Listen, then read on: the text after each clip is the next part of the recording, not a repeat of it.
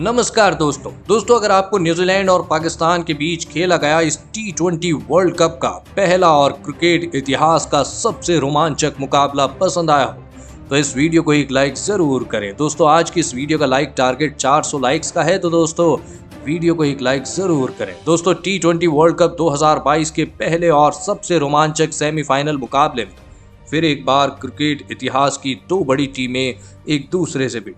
इस बार Kane Williamson की New Zealand की टीम के सामने बाबर आजम की पाकिस्तान की टीम खड़ी थी। इस रोंगटे खड़े कर देने वाले महामुकाबले में न्यूजीलैंड के कप्तान केन विलियमसन ने टॉस जीता और पहले बल्लेबाजी का फैसला लिया और पाकिस्तान की टीम को पहले गेंदबाजी के लिए आमंत्रित किया। उसके बाद रनों की बारिश करने के इरादे से न्यूजीलैंड के दो दिग्गज ओपनर बल्लेबाज मैदान में उतरे। फिन एलन और डिवॉन कॉनवे के कंधों पर इस महामुकाबले में अपनी टीम को एक विस्फोटक ओपनिंग शुरुआत दिलाने की एक बड़ी जिम्मेदारी थी, लेकिन पाकिस्तान के तेज गेंदबाजों ने न्यूजीलैंड की टीम की इन उम्मीदों को पारी के पहले ही ओवर में तोड़ दिया और इस ओवर में गेंदबाजी डालने आए पाकिस्तान के सबसे बेहतरीन गेंदबाज शाहीन शाह आफरीदी ने इस ओवर की तीसरी गेंद पर फिन एलन को LBW आउट कर दिया। फिन एलन इस मुकाबले में 3 गेंदों में 4 रन बनाकर आउट हो गए। फिन एलन के जल्दी आउट हो जाने के बाद अब न्यूजीलैंड की टीम की तरफ से उनके सबसे बेहतरीन बल्लेबाज और कप्तान केन विलियमसन बल्लेबाजी करने मैदान में उतरे और फिर यहां से डिवॉन कॉनवे और कप्तान केन विलियमसन ने मिलकर न्यूजीलैंड की पारी को संभालने की पूरी कोशिश करी। लेकिन फिर पारी के छठे ओवर में शादाब खान ने सेट हो चुके डिवॉन कॉनवे को रन आउट कर दिया। डिवॉन कॉनवे 20 गेंदों में 21 रन बनाकर आउट हो गए। बेहतरीन फॉर्म में चल रहे बल्लेबाज को खो देने के बाद अब न्यूजीलैंड की टीम दबाव में थी।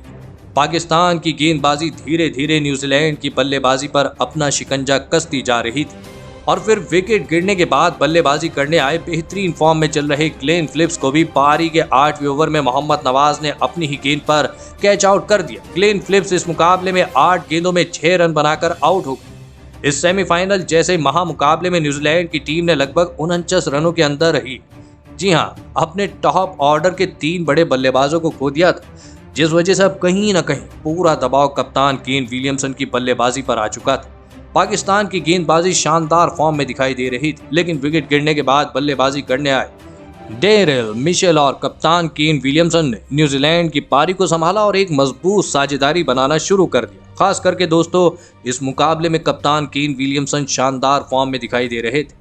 इतने ज्यादा दबाव के बावजूद भी केन विलियमसन आसानी से पाकिस्तान की गेंदबाजी पर रन बना रहे थे, तो वहीं उनका साथ देने मैदान में उतरे डेरिल मिशेल भी इस मुकाबले में विस्फोटक अंदाज से बल्लेबाजी कर रहे थे, जिस वजह से कहीं न कहीं न्यूजीलैंड की बल्लेबाजी अब दबाव से बाहर आ चुकी थी। केन विलियमसन और डेरिल मिशेल की इस साझेदारी की वजह से अब दबाव पाकिस्तान की गेंदबाजी पर आने लगा था।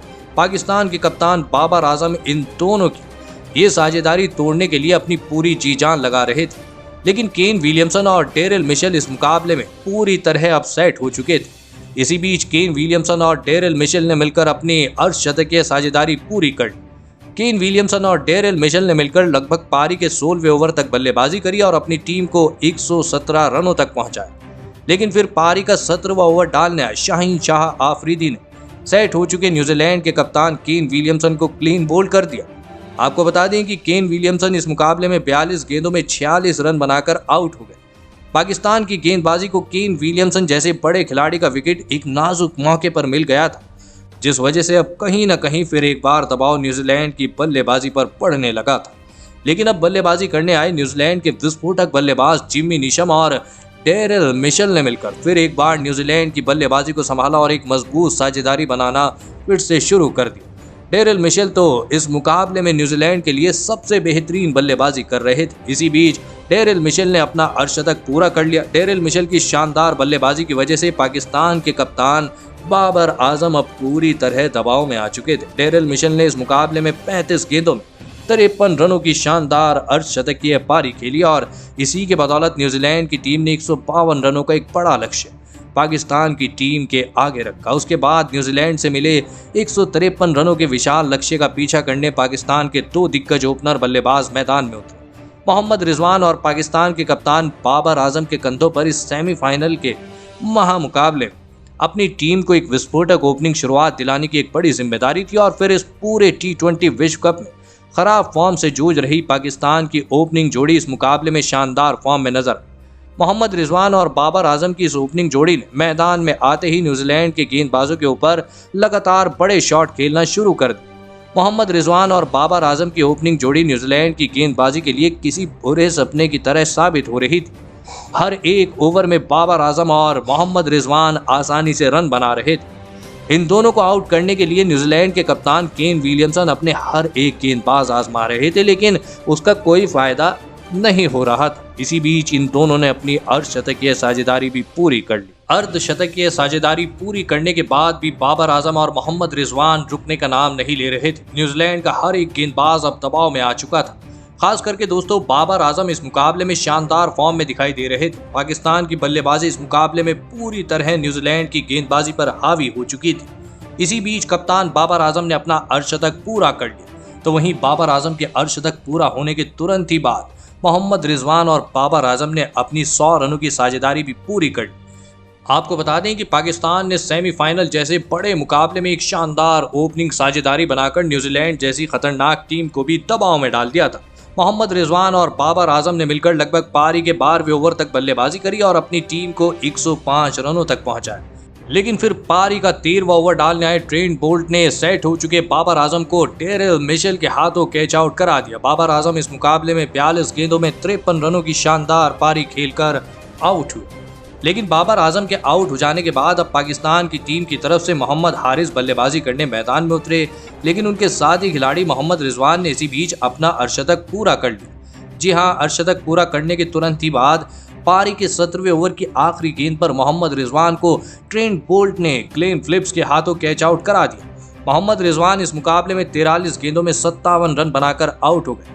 आपको बता दें कि अंतिम ओवरों में पाकिस्तान की बल्लेबाजी ने लगातार अपने सेट बल्लेबाजों को खो दिया था, जिस वजह से अब कहीं न कहीं दबाव पाकिस्तान की बल्लेबाजी पर भी पड़ने लगा था। न्यूजीलैंड के गेंदबाज आखिरी के ओवर में शानदार और सटीक गेंदबाजी कर रहे थे, जिस वजह से अब आखिरी 3 ओवर में न्यूजीलैंड की टीम को जीत के लिए 21 रनों की आवश्यकता थी। लेकिन इस पारी का 18वां ओवर डालने आए लॉकी फर्ग्यूसन की इस ओवर में बल्लेबाजी कर रहे मोहम्मद हारिस ने विस्फोटक अंदाज से बल्लेबाजी करके दिखा, जिस वजह से इस 18वें ओवर में पाकिस्तान की टीम को 13 रन मिले।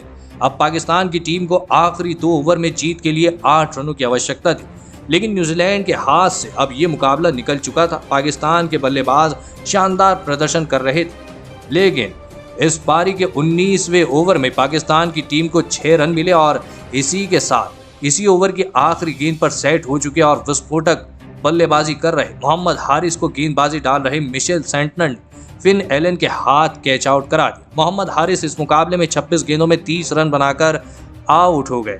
लेकिन अब पाकिस्तान की टीम को जीत के लिए आखिरी 6 गेंदों में 2 रनों की आवश्यकता थी। मुकाबला अब लगभग खत्म हो चुका था और फिर अंत में जाकर पाकिस्तान की टीम ने न्यूजीलैंड की टीम को इस मुकाबले में 7 विकेट से मात देकर इस साल की T20 वर्ल्ड कप फाइनल मुकाबले में अपनी जगह पक्की कर ली है।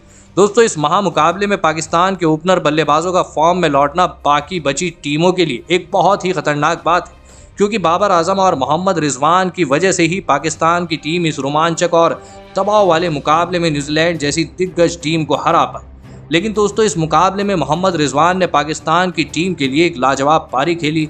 मोहम्मद रिजवान इस मुकाबले में 43 गेंदों में 57 रन बनाए और इसी की बदौलत पाकिस्तान की टीम ने इस रोंगटे खड़े कर देने वाले महामुकाबले में जीत हासिल कर ली।